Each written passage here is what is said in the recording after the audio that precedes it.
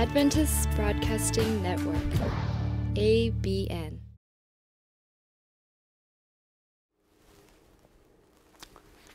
성도 여러분 안녕하십니까? 벌써 13번째 안식일이 되었습니다. 이번 기 마지막 안식일이 되었네요. 그리고 이번 기뿐만 아니라 2012년도 마무리하는 것도 그런 마지막 주가 되었습니다. 정말 세월이 빠르게 지나가는 것 같습니다.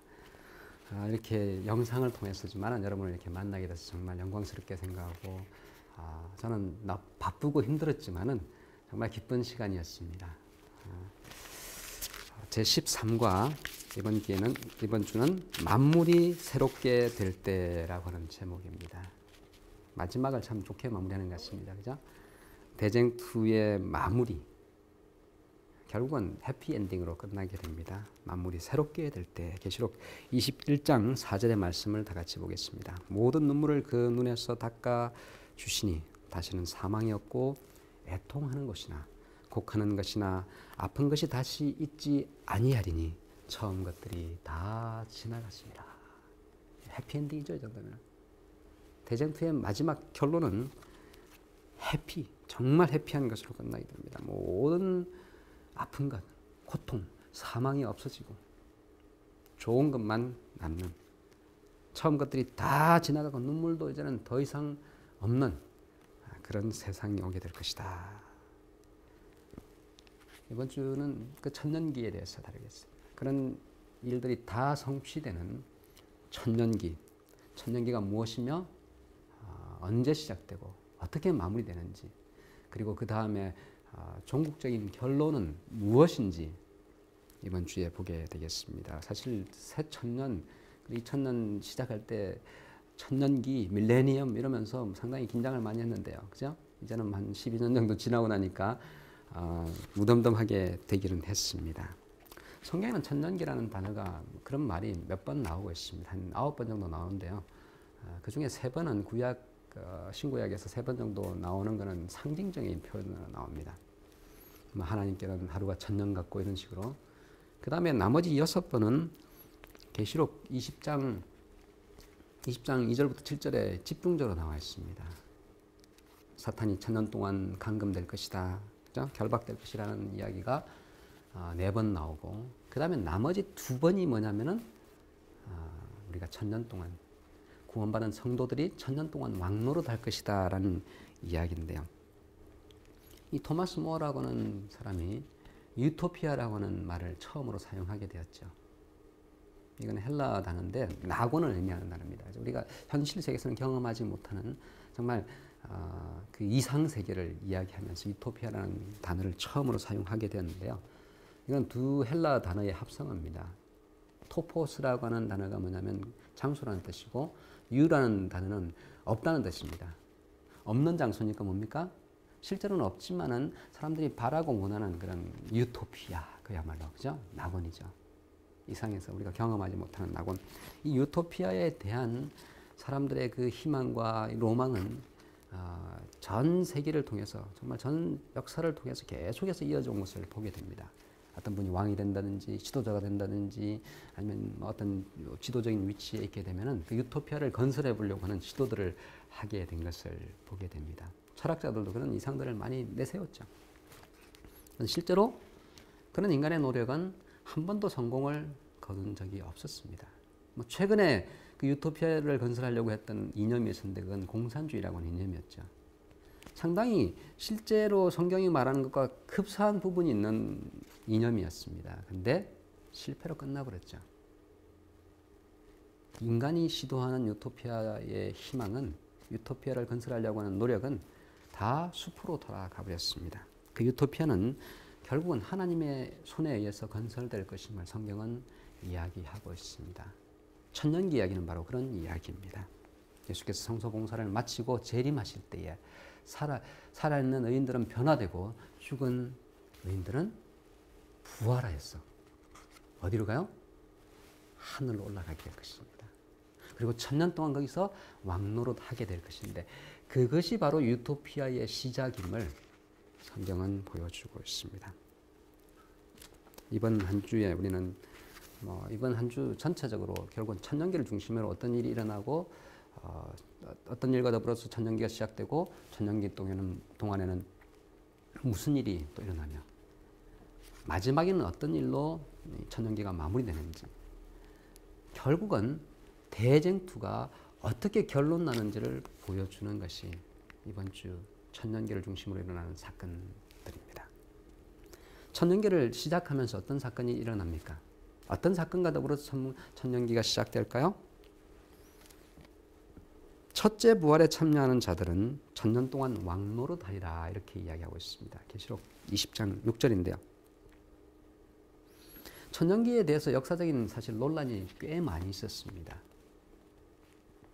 성경을 보면 아주 뚜렷하게 나타나 있는데 희한하게도 역사적인 성경에 대한 해석의 견해들이 다르다 보니까 다르게 해석하고 그 전제 자체가 다르다 보니까 성경을 상징적으로 해석하고 이러다 보니까 결국은 뚜렷하게 나와 있는 천년기에 대해서 전혀 다른 해석들이 나오게 된 것을 보게 됩니다. 세 가지로 요약이 됩니다.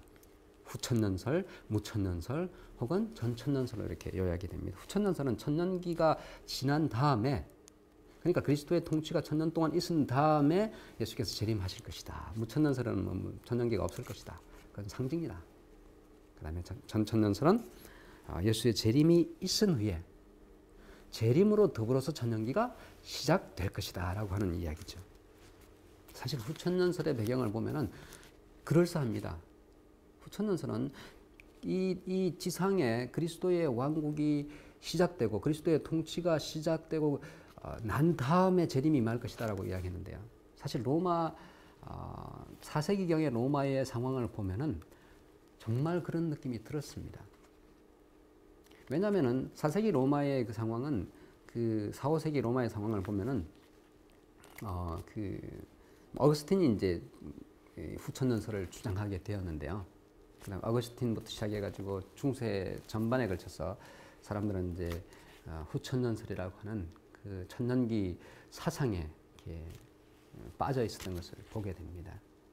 어거스틴이 그런 생각을 할 만한 충분한 그 사실 이유가 역사적으로 있었던 것을 우리는 볼 수 있습니다. 왜냐하면은 그 콘스탄티누스가 313년에 기독교를 공인한 다음에 기독교는 핍박의 종교에서 핍박받던 종교에서 아주 떳떳하게 신앙할 수 있는 그런 종교로 탈바꿈하게 되었습니다. 그로부터 한 70년이 지난 다음에 380년경에는 데오도시우스 황제가 기독교를 단순히 그냥 공식적인 그다음에 합법적인 종교로 인정하는 것으로 끝나지 않고 기독교를 로마의 국교로 삼는 일이 일어나게 되었습니다. 사실 그때 로마의 그 로마 제국의 뭐랄까 세력은 점점 쇠퇴하고 있었습니다. 근데 반대로 보니까요 어떻습니까? 기독교는 점점 그 세력을 더해가는 것을 보게 됩니다. 중세기 전반에 걸쳐서 그 기독교는 그때부터 시작했던 기독교는 정말 점점 꼭지를 향해서 그 세력면에서 꼭지점을 향해서 치닫고 있는 것을 우리는 볼 수가 있습니다. 이런 상황에서 그리스도의 왕국이 그리스도의 통치가 이 땅에 임했다는 사실을 주장하는 것은 그렇게 정말 억지 주장인 것처럼 보이지는 않았습니다. 어거스틴과 중세의 많은 학자들이 그리스도의 통치가 이미 임했다라고 이야기하고 이 통치가 끝난 다음에 재림이 있을 것이라고 주장하는 후천년설이 당연히 받아들여지는 것은 어려운 일이 아니었습니다. 근데 후천년설은 어떻습니까? 무천년설은 실제적인 천년기를 인정하지 않는 면에서는 그러니까 후천년설과 대동소이합니다.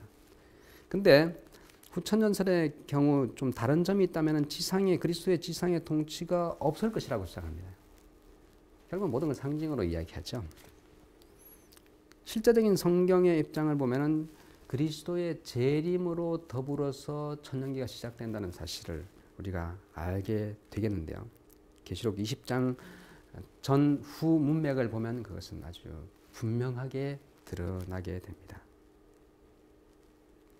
재림의 날에 큰 전쟁이 있을 것임을 계시록은 보여주고 있습니다. 특별히 거짓 삼위인 용과 짐승과 그 다음에 거짓 선지자 가짜 삼위가 진짜 삼위 하나님을 대적하여서 서게 되는데 재림의 날에 19장과 16장, 19장을 보면은 가짜 삼위의 두 세력이 짐승과 거짓 선지자가 이 과정에서 멸망하게 됩니다. 물론 그를 따르던 추종하던 많은 추종자들, 인간도 멸망하게 되죠.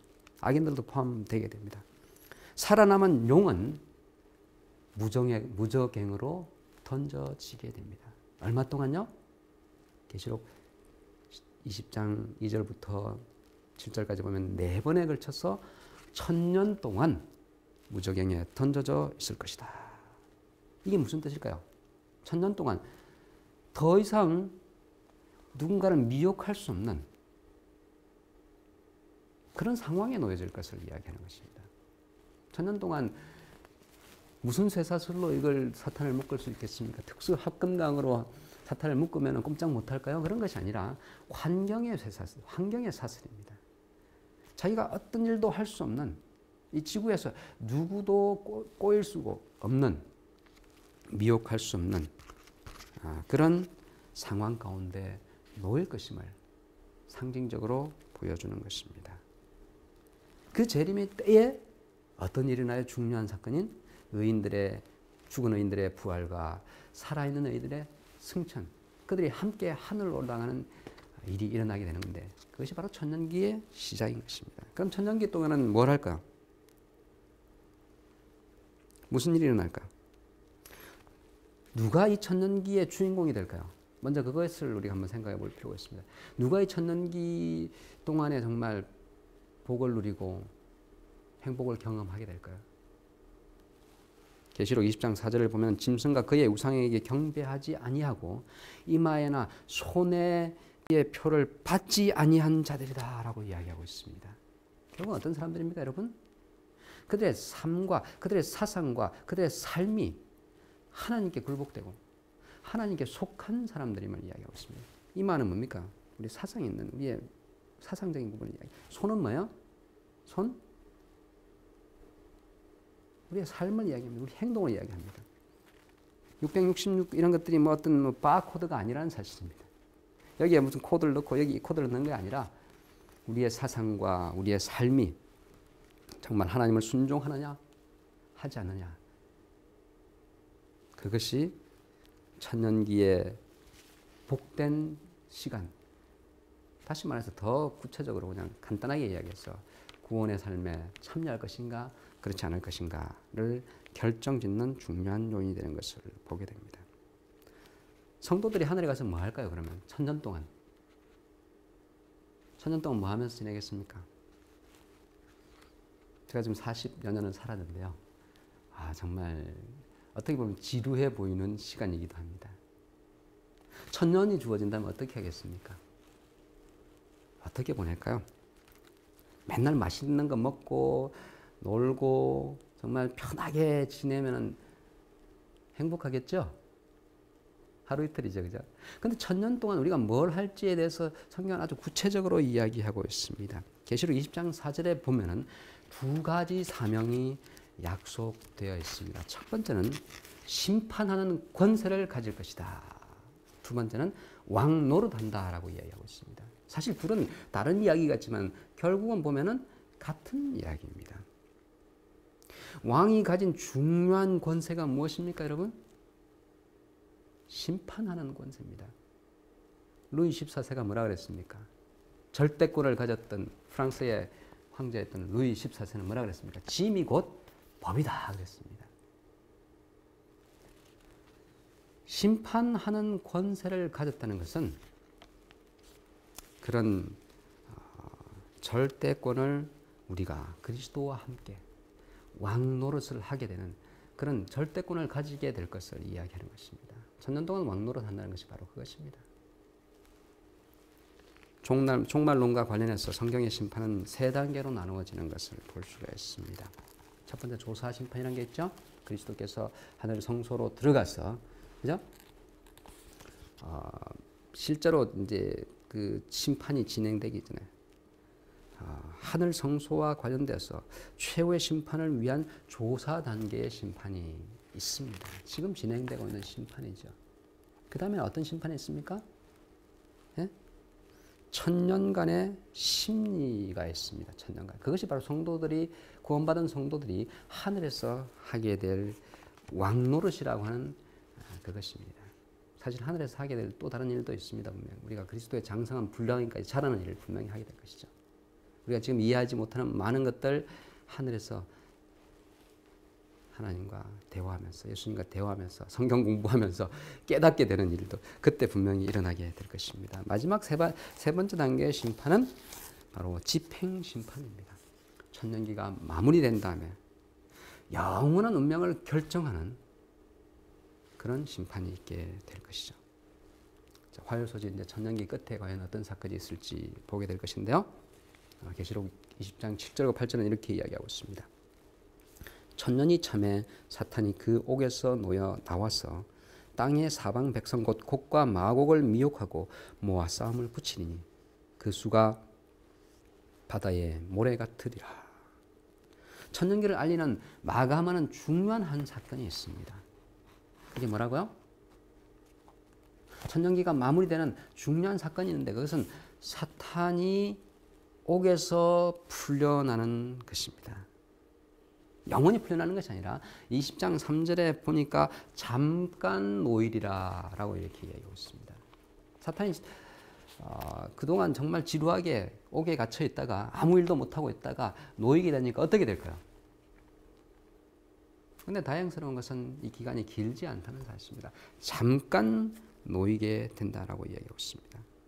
곡과 마곡이라고 하는 사방에서 나와 곡과 마곡을 미혹하고 이야기하고 있습니다. 사방 백성 곡과 마곡을 사방 백성이 누굴까요? 바로 사탄에 그동안 동조하였다가 죽어있던 백성들, 재림의 때에 죽어서 천년 동안 기다리고 있던 백성들이 일어나서 사탄과 그의 부활들에 동조하여서 마지막 정말 심판 자리에 서게 될 것을 이야기하고 있습니다. 하늘에서는 뭐가 내려오는 새 예루살렘이 내려오고 있습니다. 사탄은 마지막 최후의 발악을 위해서 그들을 모아서 첨단 학자들 있겠죠. 핵물리 학자들도 있을 것이고 온갖 것들을 다 가지고 있는 그런 지식인들이 다 함께 모일 것입니다. 그래서 하늘 예루살렘에 내려올 때 그것을 대항하려고 큰 연합이 일어나게 될 것입니다. 제가 퀴즈를 하나 내겠습니다. 부활의 날에 눈을 탁 뜨는데 하늘에서 새 예루살렘이 쫙 내려오고 있는 영광스러운 주님의 모습을 탁 바라보게 되면 무슨 부활일까요? 무슨 부활일까요? 예수님이 재림하시나 보다가 아니라 새 예루살렘이 내려온다는 것은 둘째 부활인 것입니다. 휘황찬란한 예루살렘이 내려오기 시작했다는 것은 당신은 둘째 부활에 참여했다는 말입니다. 결국은 누구 편이 되는 거예요? 누구 편이 되었고 지금도 누구 편에 동조할 수밖에 없습니까? 사탄의 편에 동조할 수밖에 없는 그런 부활에 참여하게 된 것입니다. 둘째 사망이 기다리는 그런 불행한 부활인 것입니다. 사탄과 그의 부하들은 이 둘째 부활에 참여한 사람들과 함께 연합해서 잠깐 모여서 새 예루살렘을 가지고 내려오시는 예수님과 그 나라, 그 백성들을 대적하는 일이 일어나게 될 것인데 그것이 바로 대쟁투의 마지막 장면입니다. 대쟁투라는 것은 하나님이 어떤 분인지를 보여주는 것입니다. 결국은 하나님의 나라가 의롭고 하나님의 법이 정말 정의롭고 공의롭다는 사실을 만천하에 공개하는, 왜 이 사람들이 멸망받을 수밖에 없었을까? 사탄과 그의 부하들, 그를 주장했다는 사람들이 왜 이렇게 멸망의 대열에 참여할 수밖에 없었을까? 라고 하는 것을 만천하에, 아니 온 우주에 공개하는 사건이 일어나게 될 것입니다. 새 예루살렘을 전복시키기 위해서 악의 세력이 완벽하게 연합하게 됩니다. 참 신기한 사실은 악인들이 사실 연합을 할 수가 없어요. 서로 싸워요. 그죠? 서로 밥그릇으로 싸우고 서로 권력을 얻기 위해 싸우는데 희한하게도 하나님을 대적할 때, 선의 세력을 대적할 때는 악인들이 완벽하게 연합하는 것을 보게 됩니다. 예수님을 십자가에 못 박으려고 할 때도 정치와 종교, 경쟁자들, 서로 원수들이었던 헤롯과 그 다음에 그 빌라도, 그 다음에 안나스, 가야바 이런 사람들이 다 연합해서 완벽하게 만장일치로 그들이 원하는 것을 연합해서 그 예수님을 십자가 못 박는 일에 함께 한 것을 보게 됩니다. 마지막 천년기가 마무리되는 그때도 마찬가지입니다. 악의 세력이 완벽하게 연합함으로써 왜 그들이 멸망받을 수밖에 없었는지 하나님의 공의가 만천하에 공개될 것이라는 사실입니다. 이것이 바로 대쟁투의 마지막 사건입니다. 수요일은 이 결론이 뭡니까? 이런 이제 그 둘 사이의 쟁투가 다 끝나고 둘 사이의 투쟁이 다 끝난 다음에 마지막은 뭡니까? 새 하늘과 새 땅이 약속됩니다. 새 하늘과 새 땅, 처음 하늘과 처음 땅이 없어졌고, 사실 여러분 세상에 새 것이 있습니까? 새 거지만 금방 흥계돼 버립니다. 그죠? 제가 그걸 처절하게 느낀 게 어디냐면은 미국이라는 데입니다. 한국도 마찬가지지만 미국에서 특별히 자동차를 살 때 새 차를 사려고 다 이렇게 하고 흥정을 하고 이제 계약서에 사인을 딱 마치자마자 그 차는 지금 한 번도 안 타봤지만은 저 차고에 있는 새 차지만은 기스가 하나도 안 간 새 차지만은 중고차로 탈바꿈해버립니다. 사인만 딱 하면. 이 세상의 모든 것이 사실은 그렇습니다, 여러분. 해 아래 새 것이 없다 그랬죠, 솔로몬도. 다 한 겁니다. 여기서 새 예루살렘 그리고 새 하늘과 새 땅은 시간적인 시간에 의해서 그것이 새 것이 되었다 한 것으로 바뀌는 것이 아니라 질적으로 언제나 새로운 것을 이야기하는 것입니다.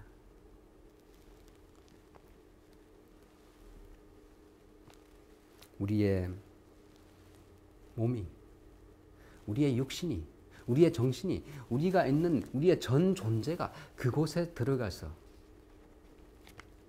실제적이며 가시적이며 공간적인 곳에서 누리게 될 그러한 곳이 새하늘과 새 땅, 이런 세상이 분명히 약속되어 있습니다. 우리가 영원히 살 곳은 어디입니까, 여러분? 저 하늘에서는 천년 살고 그 다음에 진짜 그 새 천년 왕국이 도래해서 이 땅에 세워질 것을 성경은 분명히 이야기하고 있습니다. 이 새 땅에서의 삶은 천년 왕국이 끝난 다음에 이 지구상에 건설될 것입니다. 계시록은 그 사이즈까지 분명히 이야기하고 있습니다. 사이즈는 우리가 참 그걸 뭐 문자적으로 이해해야 할지 정확하게 알 수는 없습니다. 근데 12,000 스타디온 하면서 그 실제 사이즈를 보면은 지금 미국의 그 미국 영토 사이즈와 거의 비슷합니다. 어마어마하게 큰 거죠. 성이 그래요, 성이. 그 새 예루살렘 성이 이 땅에 내려오게 될 것이고, 우리가 누렸던, 정말 우리가 경험했던 모든 죄와 사망과 고통과 눈물, 그 모든 것은 이미 천년기가 시작될 때 끝났죠. 근데 그 지상에서 악인들의 멸망하는 사건들을 볼 때에 분명히 정말 마음이 좀 싸했을 것 같습니다. 할 것 같습니다. 그죠? 실제로 그런 일들이 일어난다면. 근데 새 하늘과 새 땅이 이제 이 땅에 설립될 때에, 이 땅에 세워질 때에, 그럼 모든 것들은 사라지고 나쁜 것들은 없어지고 죄라는 것은 우주에서 영원히 자취를 감추게 되는 그런 일이 일어나게 될 것입니다.